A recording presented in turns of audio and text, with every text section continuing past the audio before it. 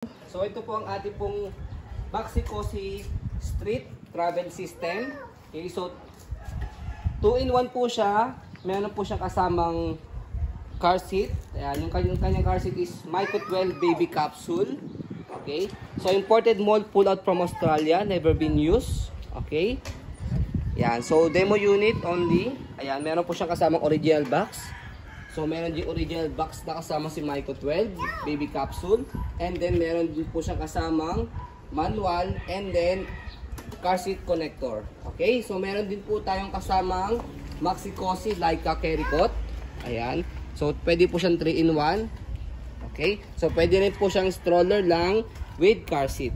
Okay, so ito po yung details po ng ating pong stroller. Heavy duty po yan. Okay, good for newborn up to 4 to 5 years old kasi super high seated po siya. Full canopy. Ayan. Pungo po yan. Black na black po yung color po niya. So unahin muna natin dito sa kanyang canopy. Ayan, napakagandang canopy niya. Ito extension canopy. Pwede pasok sa loob pag di gagamitin. Ayan. So pag i-extend yung canopy niya, meron siyang zipper dito sa side. Ayan. Okay. So meron pa siya rito. Ayan. Na-adjust para pagka gusto nyo pong makita si baby na hindi naka-reverse siya, meron siyang net dito. Okay? So next natin, ayan, hold natin muna yung canopy. Yung kanyang seating pad is napakaganda po dahil, ayan, flatten na flatten po siya. Tapos mahaba, no? Ayan, and then mahaba. Compare sa mga ibang mga normal stroller is, medyo naka-semi-recline po siya. Okay? So adjustable po yung kanyang harness pag newborn, dito muna sa pangatlong level. So pagka toddler dito sa pangalawa, so pag dinosaur dito sa pangatlo. Okay? So next natin, 5 harness, safe na safe si baby, wala po yung putol. So ito sa ilalim, ito sa ibabaw. Okay? Combine nyo lang po siyang mabuti. Ganun din sa kabila. Okay? Kompleto po sa harness pad. Ayan. So, ganyan po siya kapag nakaupo. Adjust muna natin.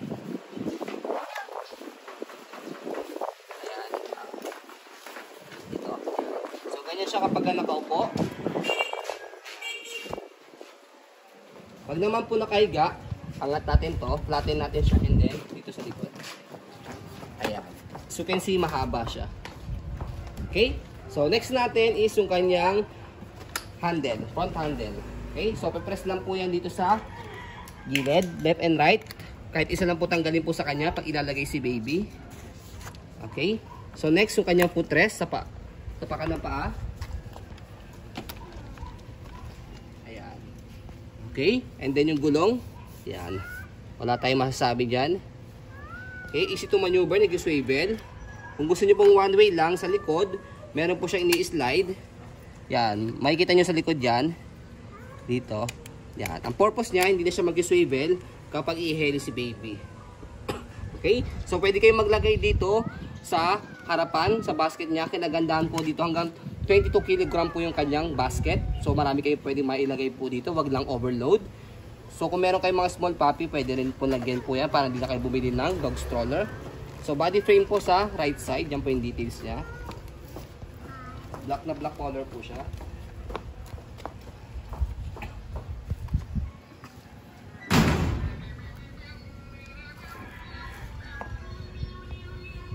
Ayan. Yung gulong niya, okay na okay. So bagong bago.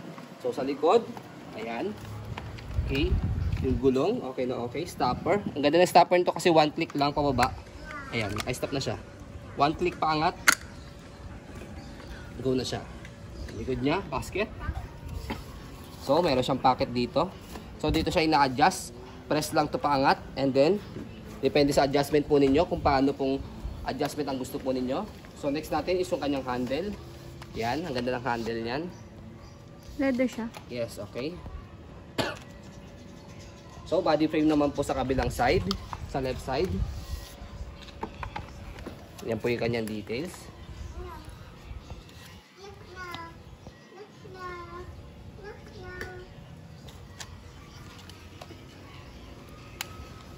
Reverse. Okay. So next natin is sa pag-reverse po sa kanya. So sa pag-reverse sa kanya, ang tip lang po, dalawang thumb, press po dito. Tapos hawak lang po dito sa front handle niya. Press, tapos angat. Okay.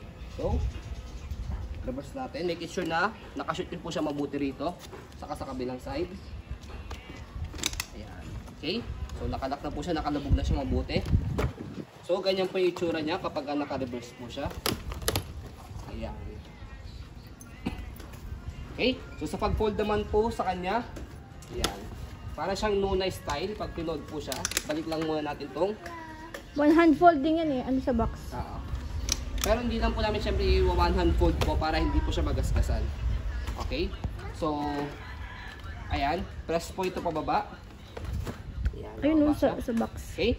So next, press nyo po ito. Slide, press. Ayan. Ayan. Kasi pagka hindi nyo na siya slide, nakalock siya. Slide, press, pababa. Tapos, hawakan nyo lang po dito sa pinaka-handle. Ayan. One hand lang. May lock siya sa gilid. Okay? Can stand alone yan. Ayan. Okay? So next, kapag i-open po natin siya, okay, tanggalin lang po lang lock dito sa gilid. Tapos, buka po itong handle niya. Ayan. Pag nabuka yung handle, automatic bubukat po itong gulong niya. After nyan, angat lang to. Kahit hindi nyo na ito press, angat lang siya. Okay, so less hassle sa pag-open saka sa pag-fold po sa kanya. Okay, so ang minor issue lang po dito kay Maxi-Cosi Street na car seat. So Kaya siya ito, mall pull out. so kaya po siya na mall pull out dahil ito pong handle niya is adjustable. Pero as you can see yung kabila nape-press para may adjust yung kabila, nakalubog po siya. Pwede itang gawa ng paraan Okay? eh. So, yun lang naman po, minor issue lang po siya dahil as ako, 5'7" yung height ko, okay po sa akin yung gantong height ng handle. Okay? Kaya lang naman mataas din kasi nga, Australian brand, matataas yung tao dun. Yes. Okay? So, meron din po siya rito lagay ng cup holder. Yan. Pwede kayong bumili ng universal dito. Okay? So, next natin yung ating Maxi-Cosi Micro 12 baby capsule na car seat. So, ang ganda rin ito dahil meron siyang original box. Ayan. And then, meron siyang kasamang base na mismo. Okay? And then, yung car seat connector po niya, pati yung manual niya. Okay? So, ito po yung pinaka-handle niya. Next, yung canopy niya. Okay? Yan yung canopy niya. Pag-fold, pag ganyan lang. Okay? So, next, kaya siya tinawag na Micro 12 na adjust po yung pinakanyang headrest. So dito sa likod, meron kayo makakapa dyan. Na adjust po siya hanggang 1 year old. O it depends pa rin po yan sa timbang ni baby, hanggang 13 kg po siya. Okay. So next, yung harness na kompleto. Pati po yung harness pad, pati lock niya. Ayan. So ito po yung headrest niya. So pwede nyo po tanggalin po ito pagka malaki na si baby para hindi siya masikipan. Ayan. So, sa pag-loose nitong harness niya, press nyo po ito, color gray, and then hatak, ayan. Okay? And then press nyo po yan. As you can see, meron kayo makikita ritong sign na Magnetic. para sa magnetic po na kanyang lock. So, yan. Kahit mag-isa lang po kayo maglagay, okay lang po dahil, yan, papakita ko lang po sa inyo yung sample.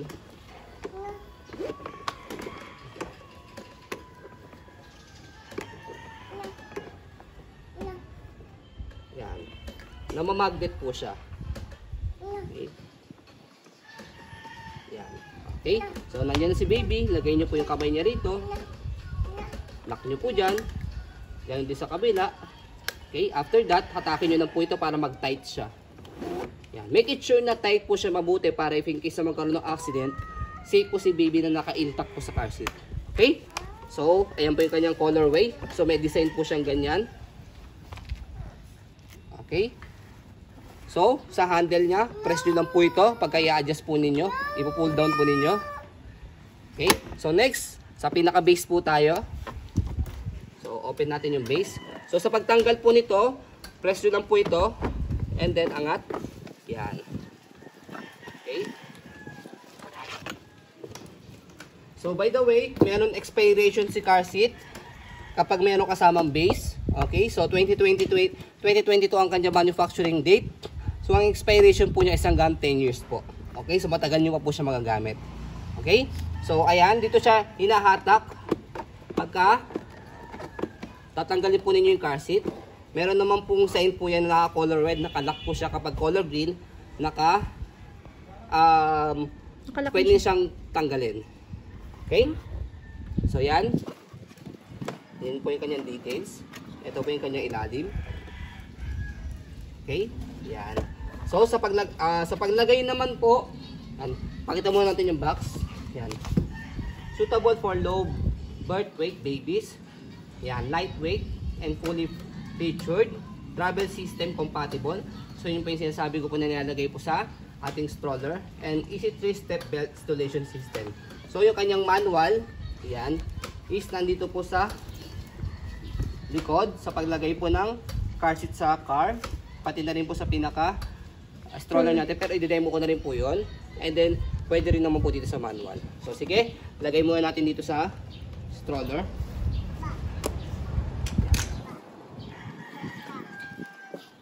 So ang paglagay po talaga sa kanya is forward facing po sa nagtutulak. So ayan. So nakaset na siya. Ayan.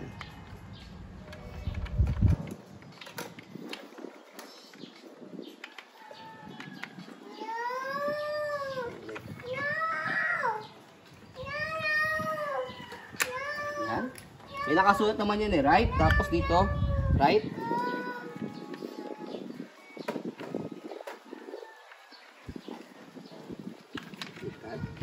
Yan. So pag nalagay nyo ng ganyan yan, make it sure na ma-shoot nyo po siyang mabuti. Yan. So indication na naman po pagka na-shoot nyo na siyang mabuti is pag inangat po ninyo, nasasama yung pinaka body frame po ng stroller. Yan.